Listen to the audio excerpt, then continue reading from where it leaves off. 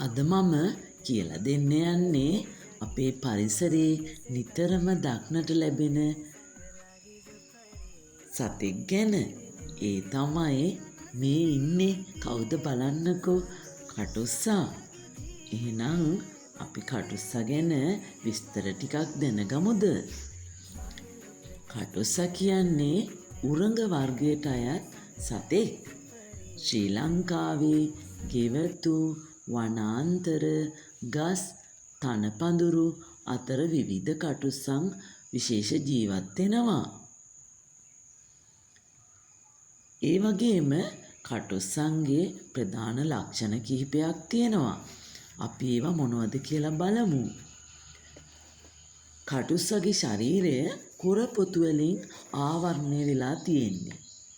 ඒ වගේම දිගු වලිගයක් සහ ශක්තිමත් පාද හතරක් තියෙනවා. ඒ වගේම ඔගොල්ලෝ දන්නේ නැති කාරණයක්. කටුස්සට තියෙන්නේ සීතල ලේ. ඒ වගේම මේ කටුස්සට ඉතා වේගෙන් දිවීමට සහ ගස් නැගීමට හැකියාවක් තියෙනවා. ඒ වගේම කටුස්සා අනතුරක් දැනුනොත් වලිගය වෙන්කර පලා යා හැකි.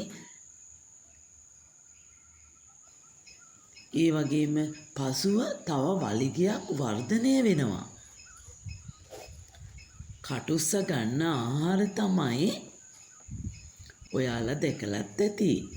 පුංචි කෘමීන්, මැස්සන්, මදුරුවන්, මකුළුවන්, කුඩා සතුන්. මේ කටුස්සා ජීවත් වන වාසස්ථාන මොනවද කියලා බලමු. ගෙවතුවල, වනාන්තරවල, ගල් අතර, පස් සහ පඳුරුවල. මෙන්න මේ වගේ තැන්වල කටුස්සා දකින්න පුළුවන්. ඕගොල්ලොත් දකිනවා ඇති ඒ වගේ තැන්වල.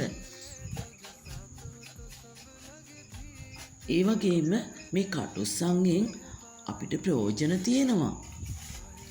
ඒවා මොනවද කියලා බලන්න. හරි. කටුස්සන් කෘමීන් ආහාරයට ගන්න නිසා අපේ වගාවන්ට සහ නිවෙස්වට හානිකර කෘමීන් සංඛ්‍යාව පාලනය කිරීමට මේ කටුස්සට හැකියාවක් තියෙනවා. ඒ වගේම සාමාන්‍යයෙන් මේ කටුස්සා මිනිස්සුන්ට හානි කර වෙන්නේ නැහැ. කටුස්සා පරිසරයේ සමතුලිතතාවය රැක ගැනීමට වැදගත් සතෙක්. ඒ නිසා අපි කටුස්සන්ට හිරිහැර කරන්න හොඳ නැහැ. අපි කටුස්සා රැක ගන්න ඕනේ. එහෙනම් මේ කටුස්සන් ගැන තොරතුරු දැනගත්තනේ අදට ඇති.